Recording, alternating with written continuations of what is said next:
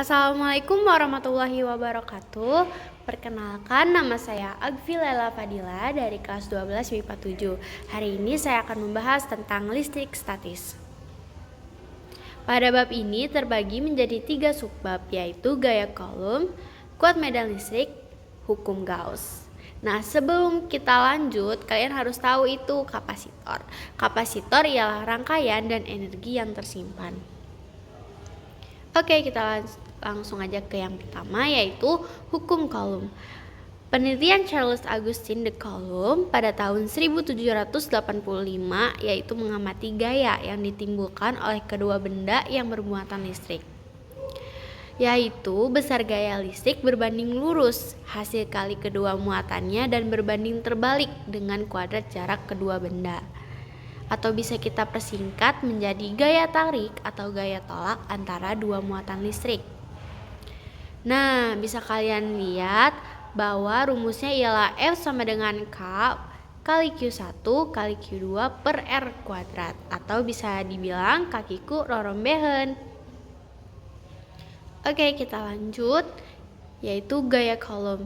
Gaya Coulomb adalah gaya tarik atau gaya tolak antara dua muatan listrik. Gaya Coulomb oleh beberapa muatan, yaitu banyak muatan listrik di suatu bidang, sama dengan banyak gaya Coulomb. Karena gaya merupakan vektor, maka resultan gaya pada bidang tersebut merupakan vektor dari gaya-gaya tersebut. Kuat medan listrik, atau bisa ditulis dengan huruf E besar. Medan listrik ialah ruang atau bidang di sekitar muatan listrik yang dapat mempengaruhi muatan listrik lain yang berbeda di daerah itu. Muatan sumber ialah benda bermuatan yang menghasilkan medan listrik. Muatan uji ialah muatan yang diletakkan dalam pengaruh medan listrik. Kuat medan listrik ialah besar kecilnya gaya yang dialami oleh muatan uji di dalam medan listrik. Dan muatan listrik merupakan besaran vektor. Rumus kuat medan listrik bisa ditulis E sama dengan F per Q, atau E sama dengan K dikali Q per R pangkat 2. Untuk keterangannya kalian bisa lihat sendiri ya. Oke, kita lanjut ke hukum Gauss. Jumlah seluruh garis medan listrik yang menembus suatu permukaan tertutup sebanding dengan jumlah muatan listrik yang dilingkupi oleh permukaan tertutup. Itu adalah hukum Gauss. Selanjutnya ialah flux listrik. Flux listrik ialah jumlah garis gaya medan listrik yang menembus suatu bidang secara tegak lurus. Jika garis-garis gaya medan listrik homogen yang menembus bidang tidak tegak lurus atau membentuk sudut terhadap garis normal.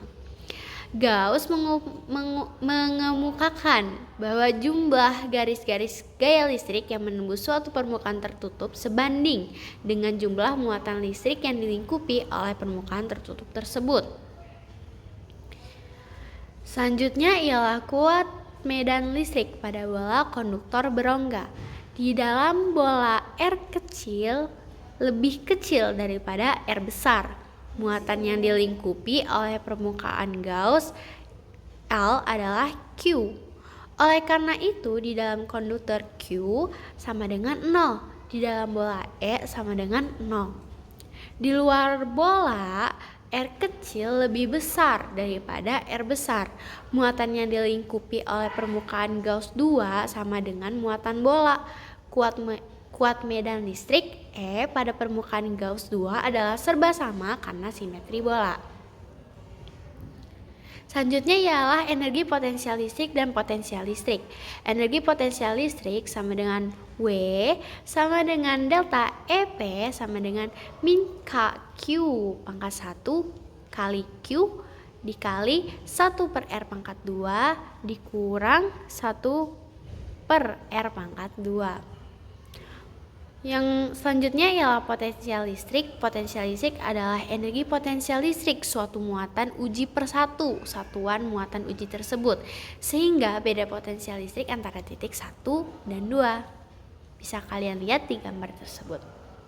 Selanjutnya ialah kapasitor. Kapasitor adalah komponen listrik yang memiliki kemampuan untuk menyimpan muatan listrik. Fungsi kapasitor dalam berbagai rangkaian listrik yaitu: 1. Untuk menyimpan muatan dan energi listrik. Kedua, untuk memilih frekuensi pemancar pada pesawat radio. Yang ketiga, sebagai perata tegangan dalam satu daya atau power supply. Yang keempat ialah untuk menghilangkan percikan api dan pada sistem pengapian mobil. Bisa kalian lihat di gambar pada slide ini. Oke, kita ke kapasitas kapasitor.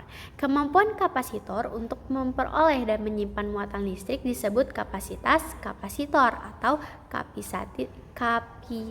kapasitansi. Satuan kapasitas kapasitor adalah farad atau F besar. Jumlah muatan yang tersimpan dalam kapasitor adalah sebanding dengan sisi potensial kedua plat konduktornya. Bisa kalian lihat infonya pada slide berikut.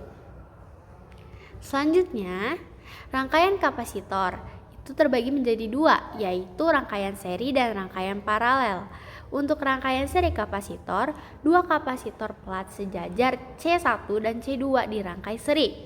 Kapasitas pengganti C total dari C1 dan C2 dirangkai seri. Rangkaian paralel kapasitor yaitu dua kapasitor plat sejajar C1 dan C2 disusun paralel. Kapasitas pengganti C total dari C1 dan C2 disusun paralel. Energi yang tersimpan dalam kapasitor, yaitu salah satu fungsi kapasitor adalah menyimpan energi listrik. Semua konfigurasi muatan mempunyai suatu energi potensial listrik U yang spesifik. Energi ini disimpan dalam sistem dan dapat diperoleh kembali jika muatan-muatan tersebut mendapat kesempatan lagi untuk berkumpul bersama. Sekian dari saya, mohon maaf bila ada kesalahan. Terima kasih. Wassalamualaikum warahmatullahi wabarakatuh.